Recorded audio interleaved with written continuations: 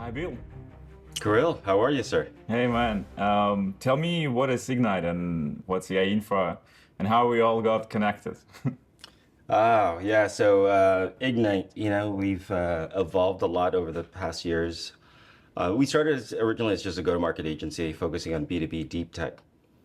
When AI came around, obviously that was a big pivot for us to focus into the data center infrastructure space. So we started the event series AI Infra Summit among enterprise AI roadshows with our partners Supermicro, AMD, NVIDIA, and others. Um, and then how did we come about? I think that was interesting. We met at probably an event, and you came up to me and you said, "Hey, let me do this site. Let's do a partnership, and let's do a site." And at first, we were talking about other events, and I said, "Hey, I have this idea. There's this big event that we're working on, AI Infra Summit, and we really need some branding support because even though we're a go-to-market house, we're not a design house, right? We needed some magic above what our brains could produce, and that's when we started talking.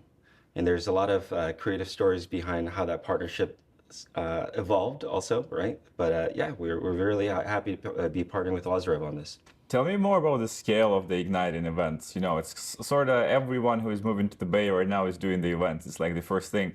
I want to do the event and just host it. But what is the scale of the events that you guys run? Who are the partners and how do you guys were doing this? There is lots of events, and I think maybe the ongoing theme is not about quantity. We don't want to be the biggest event. We don't want to do the most events. It's a lot of work. It's a lot of work, but every single time we do show up for an event, we are in service of not only our sponsors, our partners, but the people that attend it, that spend their time with it, right? So we put a lot of energy and an effort to make sure that it comes out as a great experience for everybody involved. Um, and the formula is that simple. Now, however it comes around and then people give us feedback and compliments, we're grateful for that, but we stay humble and we just had an event last night and, we put our hearts and soul into it and we have another one tonight. So there are a lot of events in the Bay Area, a lot, especially AI events, right? And we're not competing with any of them. We want to do what we do and we want to do it really well. And that's the track we're staying on. Okay, I would say that Bill is a very humble person because, from my perspective, it's the biggest AI infrastructure event that he's running for the last 3 years, at least across of the smaller events across the United States, with literally the biggest sponsors and the biggest names in the infrastructure system. But yeah, this is what the Bill is all about. Tell me more about what was going on in your business before you had reached to us, and what would happen after we collaborated on some of the projects. Yeah, the Ignite chapters could be sectioned as a pre-Lazarev era and a post-Lazarev era. Yeah, that's where we're going.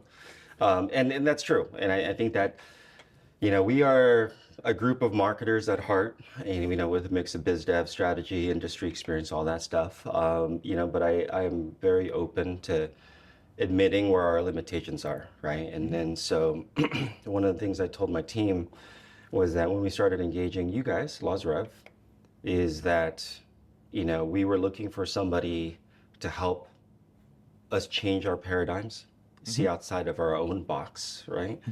Think bigger from a branding perspective. And I think that was achieved, through our collaboration and partnership.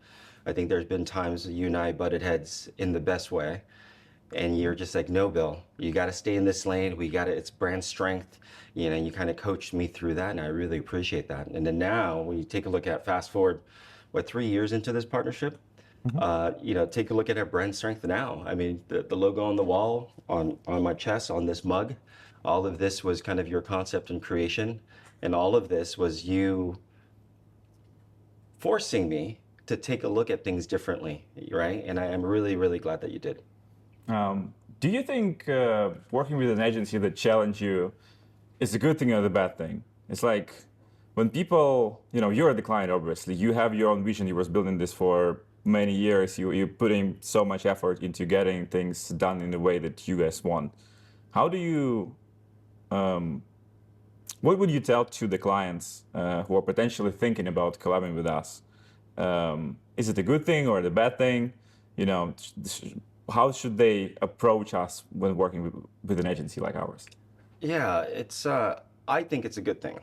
Just in general, it's like cooking. You can cook all your own food at home if you wanted to learn how to do that. You go to restaurants because you were trying to do something you can't do in house, right? So I believe it's a good thing from a design perspective. We were very honest about where our limitations and what I could see, right? And the things that when we talk, you make me see things that I've never seen before, like from a vision perspective, right? And that is so important because, and again, you take a look at our brand strength today, it's beyond just what we thought about in-house. It was really a combination of our collaboration, our partnership, and there was a lot of this push and pull of ideas, right? But a lot of the things that you said, as far as here's the guidelines, here's the strategy, here's the vision, we've stayed true to those things, right? So I think it definitely elevates us bigger than what we could do ourselves. And that should be something that a lot of clients really think about, right? It's like, what is their business? Their business is whatever it is. It's in data centers or whatever software, right? But a lot of times, they can't design something that communicates that magic the way that, because that's not their craft, right?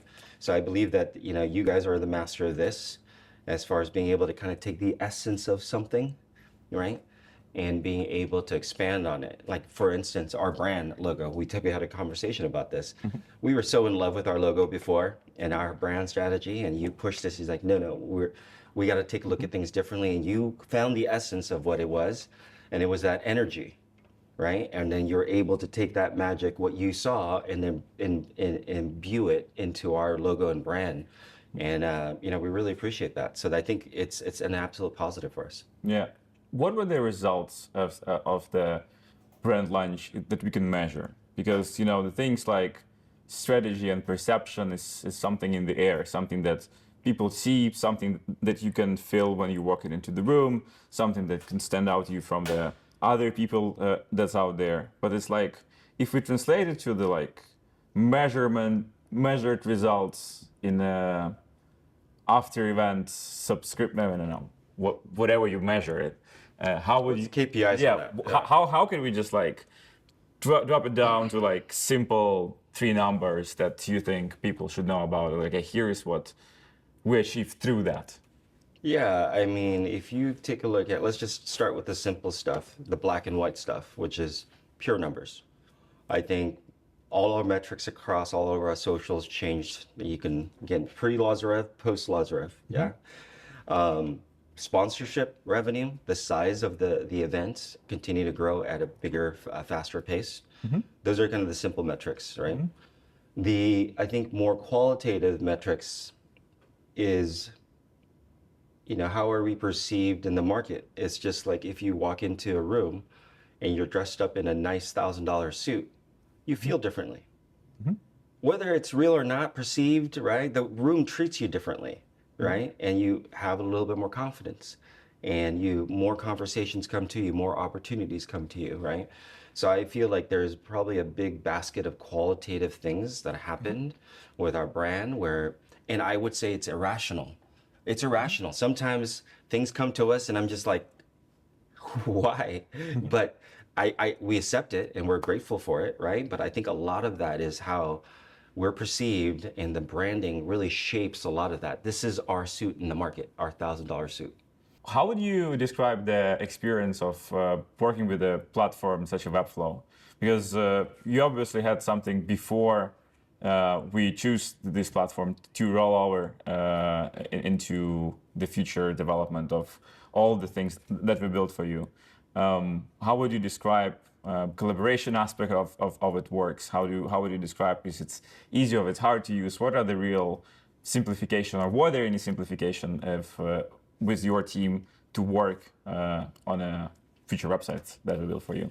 Yeah, so we were exposed through you on the Webflow platform, and that was awesome because, I would say that we were using more in-house, simple to use, drag and drop, WYSIWYG type of stuff before. And again, it really kind of limited the bounds of what we could, the Lego blocks, what we could put together, we put together through those platforms, right? So when we started engaging and you really, kind of injected a formal approach into our branding and design, and then we introduced your Webflow, we thought it was great because not only that I could see there's a lot of capabilities, this full feature, and I could see that you guys are doing the magic that you guys are doing on there, but it still was simple enough for my team to be able to grab and learn, right? So we can meet together on that platform because as we know, when we're doing these events and we have a million changes, and within a few simple tutorials, my team can get up to speed and then we're able to exchange information and work a little bit better. And that was really cool to see that happen on the Webflow platform over the past few years. Yeah, amazing. It's like when we talk about the development overhead that's involved in any project, the Webflow solves for that best because without any developers, you can actually go in and change a million of things that happens before the event. It's like planning for the event, you're planning for 6 months in advance, and then the last week before the event, it's like you do the equal amount of work that you were doing the 5 months before Absolutely. that. Yeah. Moves as and changes at the heat of like 2 weeks out from the event, as we know, Yeah. there's a million. Yeah. Right. And if we had to have code and development in between that, we wouldn't be able to move fast at all. So the fact that we could exchange ideas, make updates on the fly, fantastic. Yeah, it's like there is also pros and cons in building something custom, but if you're optimizing for the speed and the ease of use, that's something that you can just go in and do on any scale pretty much. And this is why we love partnering with the Webflow on so many things together, just because the feedback of like this, instead of building something complex that then would require developers, we can just go in, give it to the client, and the client will do it himself. And our pitch is that, hey, our goal is not to put you in the contract that we will be doing forever, doing all these changes. Our goal is to make this amazing thing for you, give it out to you, and you guys continue as long and as much as you want. Yeah, absolutely. Agree. Nice. What do you would think how the web gonna be in the next 5 to 7 years with all the AI, all the innovation, all the different products that's happening and launching here in the Silicon Valley? Like, would we see the web as we see it right now in general? No, there's going to be a lot of changes on how we do that. The web still stands as kind of the entry point, your storefront of your business. Yeah. And now with even AI tools, with Anthropic, Cloud Design, whatever, I think we're able to conceptualize things better, faster. We can do that in-house. We can conceptualize a new storefront, a new landing page. And a lot of that, what we focus on is just how do we tell that story better, right? And we can, through like rapid prototyping of that story, we can use AI tools for that, right? But I think that, when it comes down to building a legitimate site, a big boy site, an enterprise site, you still need to have these platforms like Webflow. You still need to work with the professionals like Lazarev in this whole thing. But the great part is we can actually get it into a cleaner concept before we engage, right? So then we were able to build a little bit faster together. I still think, I have a theory myself that even with AI tools, we're going to have a renaissance of the true artists, the true designers, right? Yes, Canva made it so then most people can just do basic designs. But what the creators with all these AI tools, they're going to shine even more, right? And I really think that you guys are in a great spot in this era of AI to be able to take all these tools and then really launch yourselves into a new level, but hopefully, humbly with partners like us, we hope that we can kind of continue to work with you guys, as you guys hit new levels of creativity. Yeah, thank you for that. It's like we heavily agree on this because we feel that from our perspective, the more craft you can bring and collaborate on with AI, the better outcome for the client is. And with the AI generating products, there is one thing: they never know when to stop, because the artists can clearly see, hey, That's enough. We are not moving. Yeah, this is exactly it. It's like, this is exactly what the client, the audience, what is the ICP, what is the brief, what is our SEO keywords, what's our AO strategy, all coming together, and this is where we're stopping. AI can produce endless amount of variation because it doesn't have that measure. I agree fully. Yeah. And you brought up a good point. I think we're getting into a realm of AEO that is new for everybody, right? And when do we stop? I think that's a really important question because somebody can just easily over design anything, right? And then the end point of the project or the negative space, right? That's really kind of where the true artist lives. And that's I really appreciate that. However, there's also the technical aspects of how am I going to be found through these AI search engines, AEO. That's a whole new category for us. And I remember November of 2025, you actually presented about this at AI Infra. Yeah. Which at first I was like, what are you talking about right now, Kirill? Right? But then now I'm looking back, I was like, I got to watch that video again because he was way ahead of his time here. You know, when right now everybody's trying to figure that out. Right. So to have a partner to be able to look at that comprehensive strategy from a design, but then what is your web strategy? I mean, that is a big need in the market right now. Yeah, we found out that the best experience is the agent experience, and the agent experience is the content, and that's why creating the interfaces for both humans and the agents and in the one platform that can handle it all and do it right. That's what's important right now. The brand, the positioning that comes on top, just significantly multiplies the effort. And only piecing all these pieces together, the brand, the marketing, the design, and the development with the right platform in place, this is all comes together into one cohesive effort. Absolutely. You know what's also interesting? From a human evolution standpoint with AI, we all know AI slop when we read it on content, right? And then so even how we write our copy, we want to make it more organic and sound like how we would sound like in real life. Like there's a huge focus on that. But I think even with all the cool AI design tools right now, you can kind of see which one's AI generated and which one's handmade, right? Handmade, and that's craft. And that's the part that I really appreciate about you and your team's work, is that anything that comes out, I could see it. It's purely handmade. And that's so unique and magical. Thank you so much, Bill, for being an amazing customer through all these years. We happy Partner. to partner and a friend. We hope to continue supporting you all this time and all the adventures that you guys are doing in the future. It's only the beginning, man. All right, let's go. Thank you.